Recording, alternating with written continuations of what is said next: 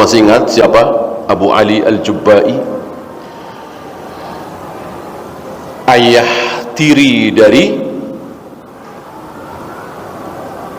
siapa? Abul Hasan Al-Asy'ari. Selama 40 tahun kira-kira Abu Hasan Al-Asy'ari di bawah asuhan Abu Ali Al-Jubba'i, tokoh Mu'tazilah yang mengatakan bahwa takdir bukan ciptaan Allah, manusia bebas memilih takdirnya, pelaku dosa besar kekal di neraka. Akal bisa menghakimi dalil, walaupun ayat, walaupun hadis sahih, kalau bertentangan dengan akal, tolak. Akal yang menang. Ada tempat di antara dua tempat. Jadi selain surga dan neraka, ada lagi tempat lain. Dan seterusnya dan seterusnya. Ini ajaran Mu'tazilah, Abu Ali Al-Jubba'i. Diajarkan kepada masyarakat, murid-muridnya, salah satunya Abu Hasan Al-Asy'ari. Sampai pada satu ketika Abu Ali Al-Jubba'i mengatakan dalam majelisnya, yajibu 'ala Allahi kadza, yajibu 'ala Allahi kadza, yajibu 'ala Allahi kadza. Wajib bagi Allah melakukan begini, wajib bagi Allah melakukan begini, wajib bagi Allah memasukkan orang-orang saleh ke dalam surga, wajib bagi Allah memasukkan orang-orang ahli maksiat ke dalam neraka, wajib bagi Allah mengazab orang-orang tertentu, wajib bagi Allah, wajib bagi Allah. Rupanya kalimat ini terngiang di telinga Abu Hasan Asy'ari.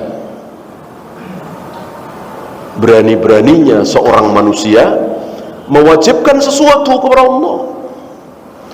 Kalau Allah sendiri yang mewajibkan, jelas terserah Allah.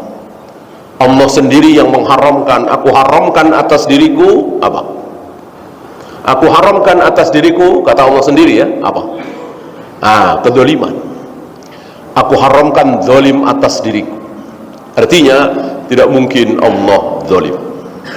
Apapun yang diperbuat oleh Allah tidak mungkin itu zalim. Apapun. Mau bayi Allah takdirkan masuk neraka, enggak zalim. Tidak zalim. Allah sudah haramkan zalim atas dirinya. Tentu perbuatan itu tidak zalim.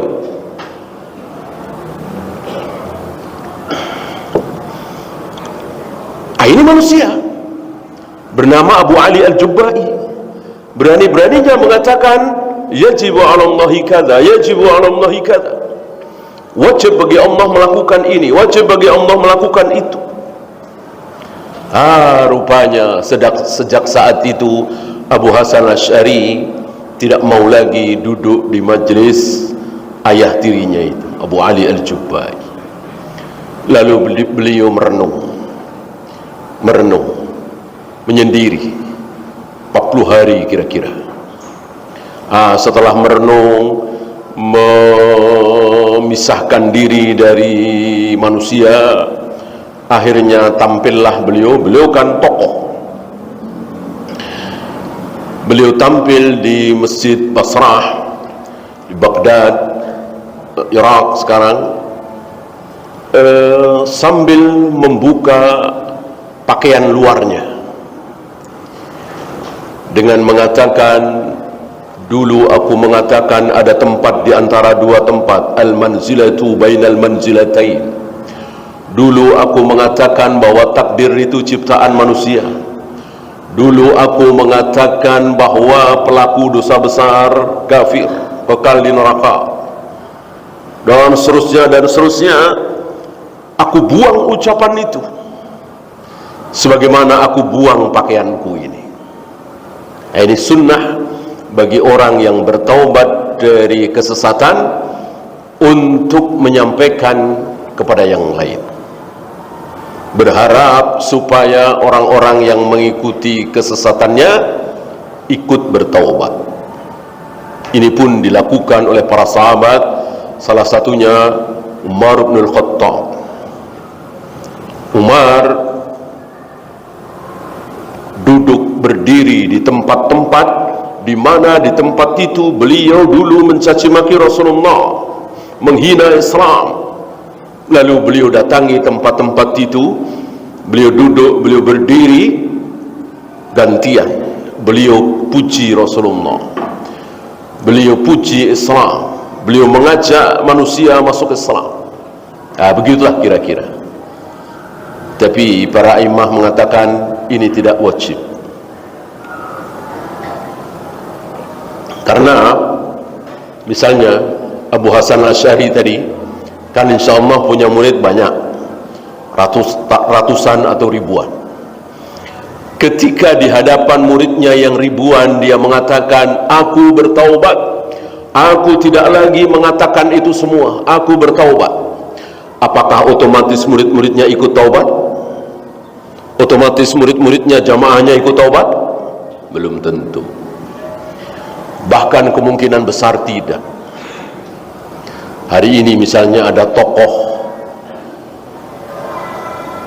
di hadapan para pengikutnya, jamaahnya, dia mengatakan, mulai hari ini aku taubat dari mauludan, aku taubat dari tahlilan, aku taubat dari yasinan malam Jumat.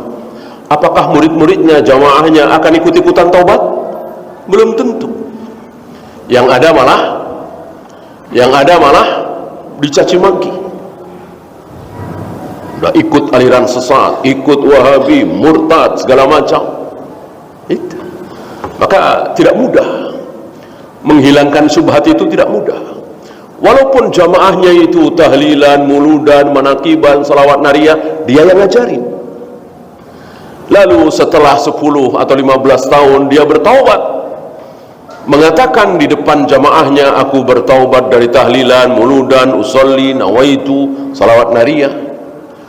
Tidak serta-merta muridnya, jamaahnya akan ikut taubat. Yang ada malah marah, ya, dan tidak mau lagi ngaji dengan gurunya itu, karena sudah lain, gitu ya.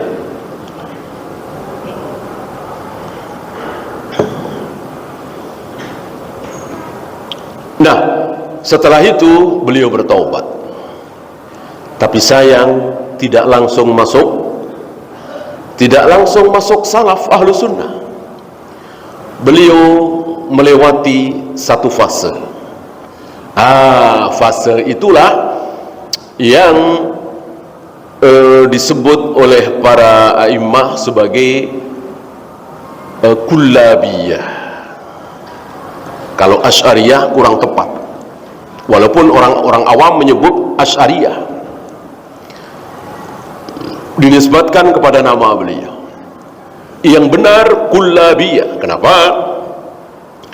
Karena setelah beliau taubat dari Mu'tazilah, ilmu kalam, lari dari gurunya Abu Ali Al-Jubba'i, beliau bertemu dengan seorang yang sangat-sangat benci kepada Mu'tazilah, sangat-sangat keras permusuhannya terhadap Mu'tazilah, tapi bukan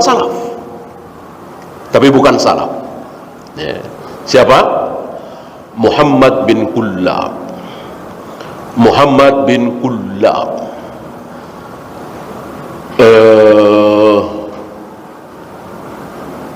Orang ini sangat keras permusuhannya terhadap Mu'tazilah, tapi sekali lagi bukan salaf, tapi sangat-sangat memusuhi Mu'tazilah. Di fase inilah diambil oleh saudara-saudara kita, karena setelah fase kedua itu beliau mengalami fase ketiga, fase terakhir. Apa? Ahlus sunnah salaf. Dan ini ada buktinya, ada saksinya. Apa? Tulisan beliau. Setidaknya ada kitab kecil, ya, salah satunya Kutaib ya, yang ditulis oleh beliau, yang menunjukkan bahwa beliau rujuk ke manhaj salaf. Ada kalimat di situ, aku mengikuti manhajnya, akidahnya Imam Ahmad.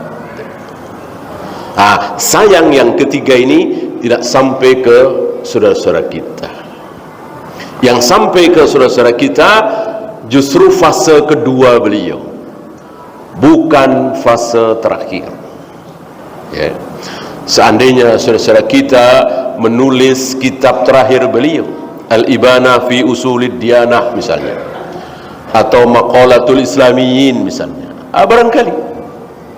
barangkali mereka akan faham bahwa Abu Hasan al-Asy'ari bukan Kulabiyah, bukan Asy'ariyah, tapi Ahlus Sunnah. Nah, fitnah ini mendunia sampai di muka bumi ini, hampir-hampir, terutama di zaman Syekhul Islam, hampir-hampir kaum muslimin beranggapan bahwa Ahlus Sunnah adalah Asy'ariyah, Asy'ariyah adalah Ahlus Sunnah. Atau ada lagi yang mengatakan Ahlus Sunnah ada dua. Ahlus Sunnah itu ada dua. Apa dan apa? Asy'ariyah dan Maturidiyah. Itulah Ahlus Sunnah kata mereka. Di luar itu baru ada Khawarij, ada Mu'tazilah, ada Qadariyah, ada Jahmiyah, ada Rafidah. Yang Ahlus Sunnah dua itu katanya, Asy'ariyah dan Maturidiyah. Jelas ini keliru. Ahlus Sunnah yang benar siapa? Rasul dan para sahabat. Rasul dan para sahabat tidak kenal apa itu Asy'ariyah, apa itu Maturidiyah, siapa itu Abu Hasan al-Asy'ari, siapa itu Abu Mansur al-Maturidi. Para sahabat tidak kenal. Bagaimana mungkin dinisbatkan namanya ke nama yang Rasul dan para sahabat tidak kenal?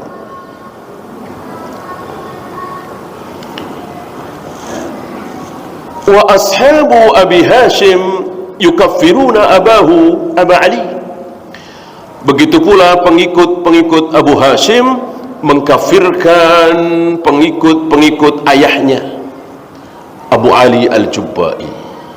Begitu dahsyatnya permusuhan di antara mereka. Tahsabuhum jami'an wa qulubuhum syatta. Kalian mengira bahwa mereka itu bersatu, padahal tidak. Tidak sama sekali. Begitu juga orang-orang kafir. Apakah antum kira orang-orang kafir itu bersatu? Tidak. Tidak. Adakah peperangan antara kafir dengan kafir? Banyak. Banyak sekali peperangan antara kafir dengan kafir.